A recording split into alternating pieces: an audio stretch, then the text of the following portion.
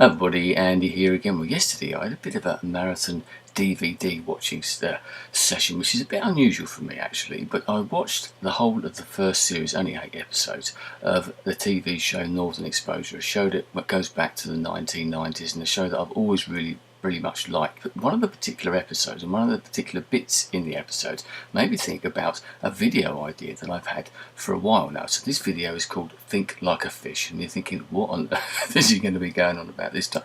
Well, what it was all tied up was an Indian guy, an American Indian guy, was trying to explain that to catch a fish you sometimes have to think like a fish, and that's something that I've used for a long time now, both usually at work but certainly outside of work as well. Sometimes you have to put yourself into another person's position to either understand what that person's doing or why they're doing something, or maybe to try and second guess what they're going to do next and maybe try and get one over on them in some ways. Because when I was at work, I finished my working career, well up to now anyway, in a management role, and so you are overseeing staff, and it was good to be able to put yourself in the position of a staff and think like a staff member, especially as I've been doing what the staff member's role was for a number of years before, and actually think if there was a particular incident or something had happened and try and understand why it happened and get into the mind of the member of staff.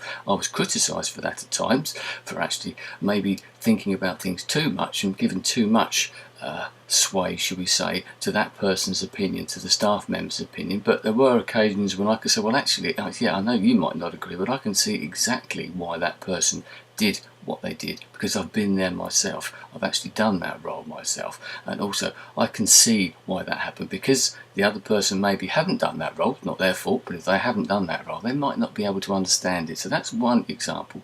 The other example is when I was a staff member, I was also a union rep, a staff representative as well, and had to negotiate whatever with management as well, and it came into the fore there as well, and that's probably where I learnt this. And I got criticised once again from the staff members for doing this type of thing as well. Oh, you're cozying up to the management, you're doing it, you're talking like a manager now. I wasn't necessarily. What I was trying to do was, if you go into any sort of negotiations or anything like that particular thing comes along, and you're in a meeting or something, when they come up with a position, the best thing that you can do is to try and second guess what they're actually going to say or do or offer, should we say, before they do it, so you can second guess them and maybe have an answer ready or have already considered what your next move might be. Now, that isn't always easy to do. As I said, I've been criticised for it from both sides of it before, and it's something that people get a bit entrenched in their own particular views. They only see one side of the story.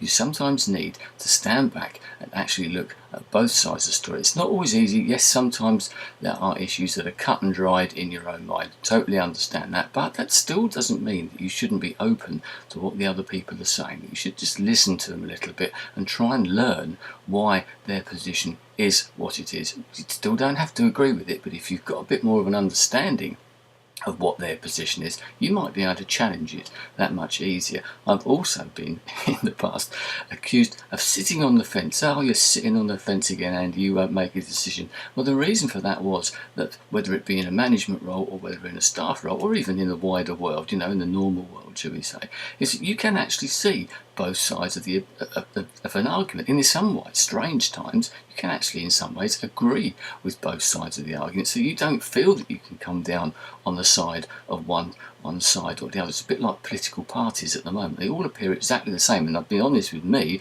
I wouldn't know who to vote for now, because to me they're all pretty much the same. So I can see arguments for all different sides, and some are right on some and some are right on others, in my opinion. There's no one party, so sometimes there isn't one side of the argument that stands out to you, so maybe you have to take a stand back and sit on the fence. There's nothing wrong with sitting on the fence, just make sure you don't get too many splinters by staying on there too much. So there you go, have a think about that. Think like a fish sometimes, because sometimes it might do you good, and you never know what you might catch in a nice way. There is. Anyway, I'll leave it there. Thanks for your time. I'll speak to you again soon. Goodbye.